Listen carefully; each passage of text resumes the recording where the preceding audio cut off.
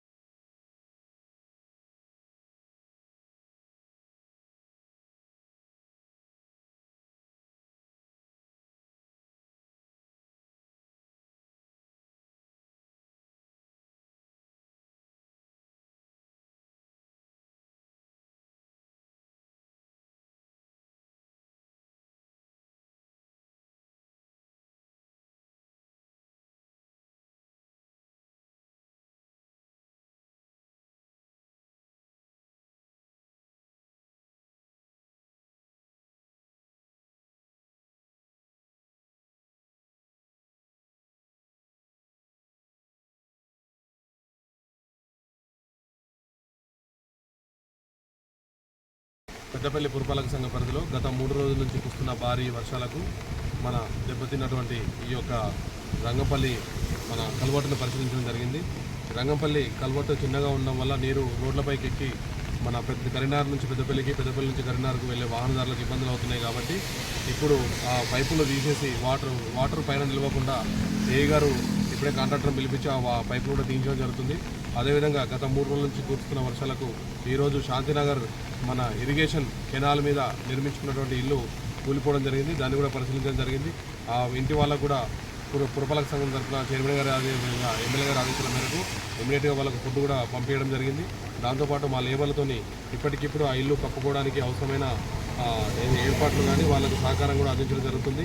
ప్రజలందరూ కూడా ఈ నెక్స్ట్ వచ్చే 2 రోజులు కూడా రెడ్ అలర్ట్ ఉంది కాబట్టి ప్రజలందరూ అత్యవసరం అయితే తప్ప ఎవరు బయటికి రావద్దని, అదేవిధంగా ఇంటి చుట్టూ నీరు నిలవకుండా పెట్టకుండా చూసుకోవాలని, ఎవరిదైనా ఇల్లు కూలిపోయే స్థితిలో కానీ ఏదైనా గోడలు కూలిపోయేటట్టుంటే ముందే మున్సిపాలిటీకి సమాచారం అందించినట్లయితే మా జేసీబీతో వాటిని తొలగించడం జరుగుతుందని, అదేవిధంగా ప్రజలందరూ కూడా ఎలాంటి అత్యవసర ఉన్నప్పటికీ ఉంటే మా మున్సిపల్ నెంబర్ అయినటువంటి 6303127484 6303127484 నెంబర్కి మీరు కాల్ చేసి ఇన్ఫర్మేషన్ ఇచ్చినట్టయితే మా సిబ్బంది ఇమీడియట్గా వస్తారు.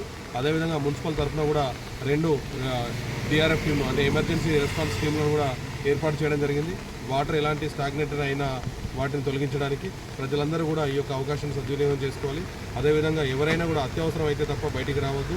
ఇంటి చుట్టూ నీరు నిల్వకుండా, అదేవిధంగా సీజనల్ వ్యాధుల బారిన పడకుండా జాగ్రత్తగా ఉండాలని ఈ కార్యక్రమానికి సహకరిస్తూ ప్రతిరోజు మన పురపాలక సంఘ పరిధిలో ఉన్న ప్రజల్లో అవగాహన కల్పించడానికి తన వంతు కృషి చేస్తున్న సిటీ కేబుల్కి మరీ ప్రత్యేక ధన్యవాదాలు తెలియజేస్తున్నాం. గతంలో చేయడం జరిగింది. మన గౌరవ మేనేజర్ గారికి కూడా ఇన్ఛార్జ్ ఇవ్వడం జరిగింది.